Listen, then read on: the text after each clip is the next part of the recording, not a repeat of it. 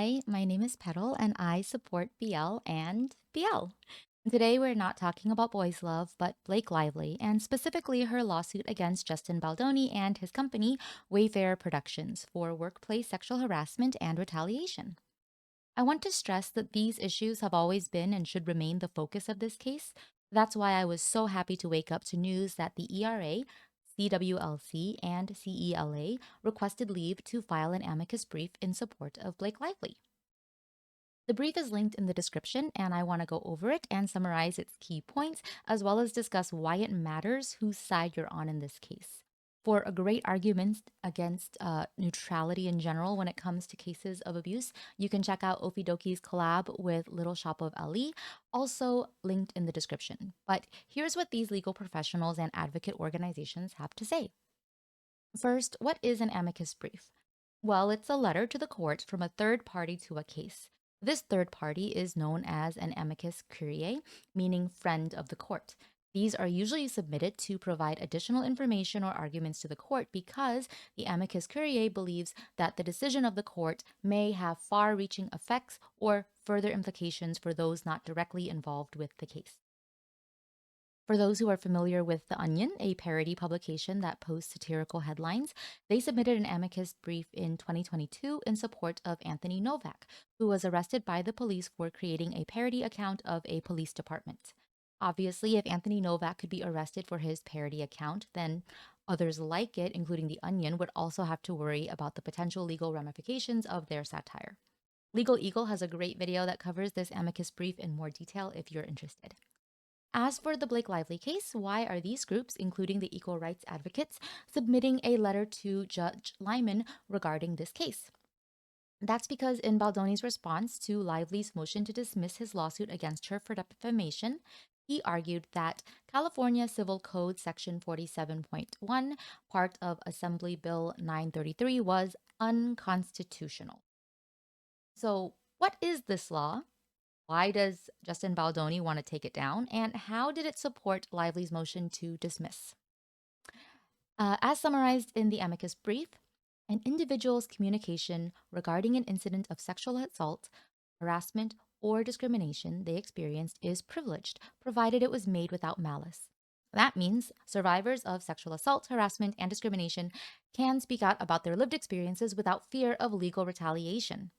A fee shifting provision would also require the parties filing the defamatory lawsuit to compensate the person they are filing against.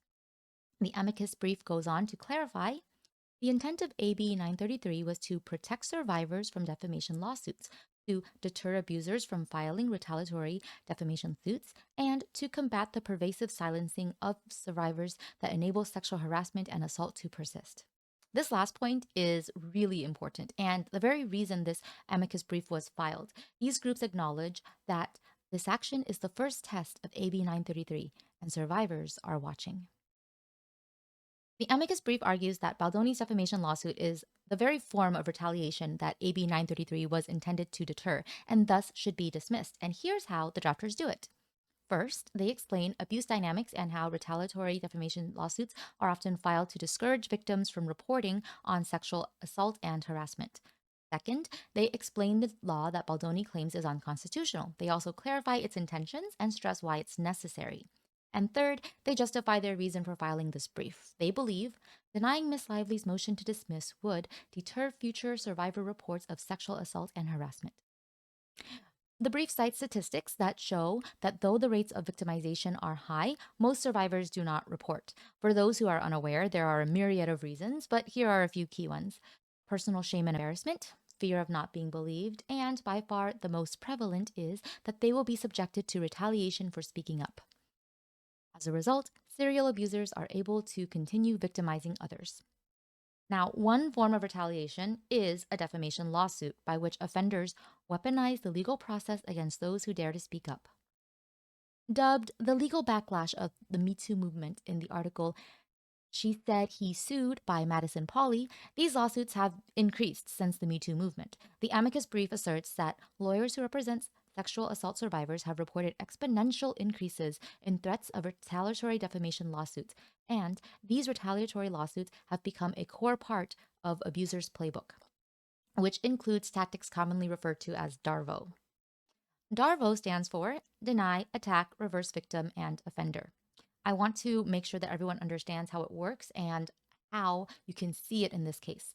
More specifically, the abuser denies or minimizes the harms of any wrongdoing, attacks the victim's credibility, and reverses victim and offender roles. So the Baldoni plaintiffs actually admit to many of Lively's claims in her original CRD, but they basically reframe them as not that bad.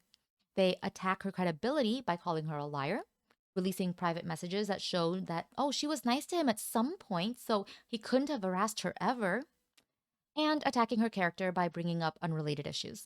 And finally, by claiming that Lively took over his movie, Baldoni made himself appear the victim of a different dispute, also totally unrelated to the allegations made against him. Again, I want to stress that this is a case about sexual harassment and workers' rights, not who gets to decide the wardrobe for a movie that made a ton of money for Baldoni and his studio. The amicus brief explains that these lawsuits are intended to harm survivors both emotionally and financially. I think most people already understand how difficult it would be for a survivor who has already experienced harassment to then be forced to relive that experience through litigation, interacting with their abuser during that process. With a case on the scale of Lively and Baldoni's, there is also online harassment and public scrutiny.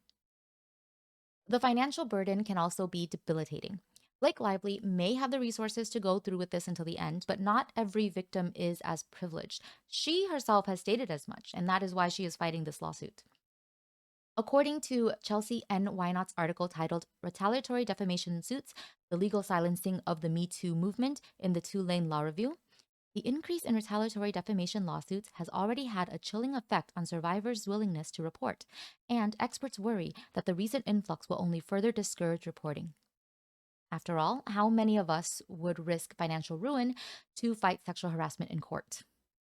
Though the amicus brief points out that there are other laws out there that are intended to protect victims, they then go on to explain why AB 933 in particular is necessary.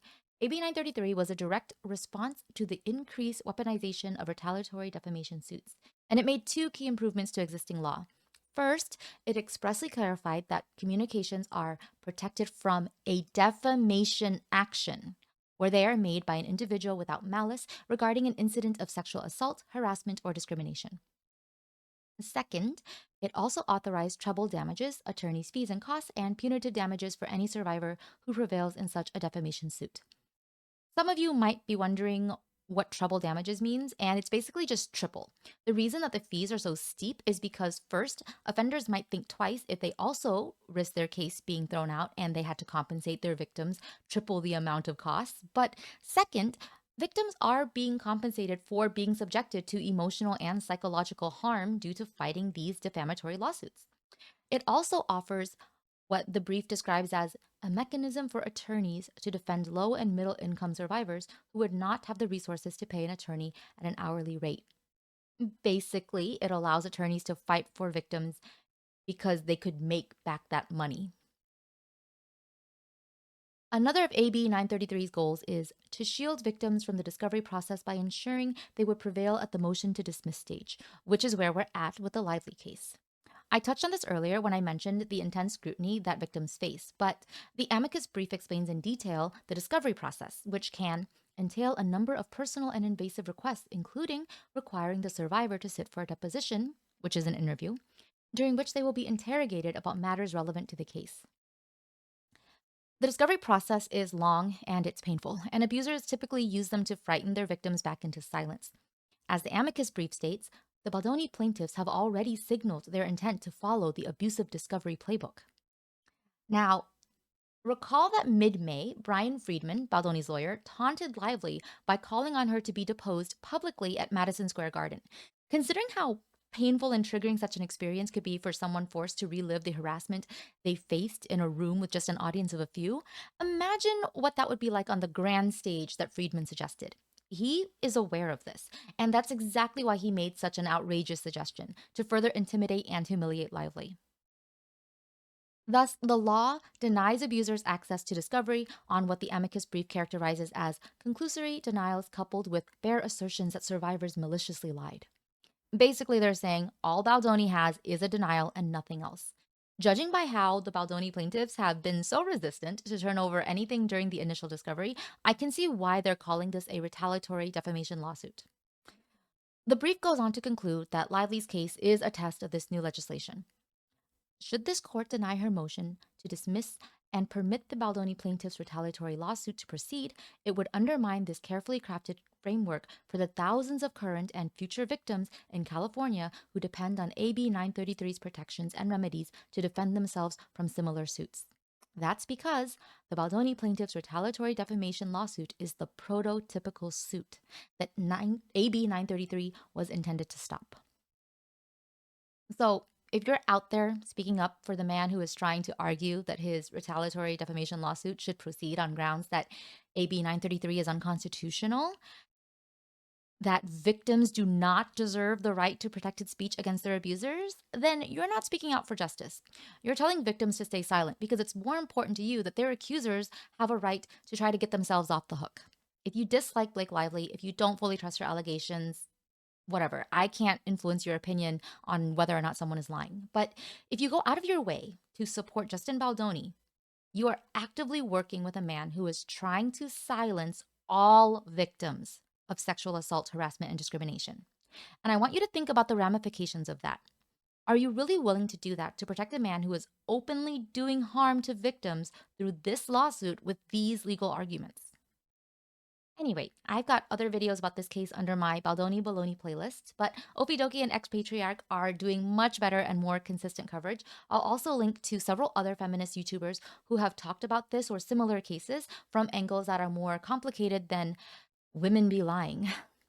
You can find more of my updates on this case via my Blue Sky account, because most of the videos on here are actually just gotcha game playthroughs and the occasional song cover. But I'm also active in the Baldoni Files subreddit, which is a great community that understands this case is a political feminist issue.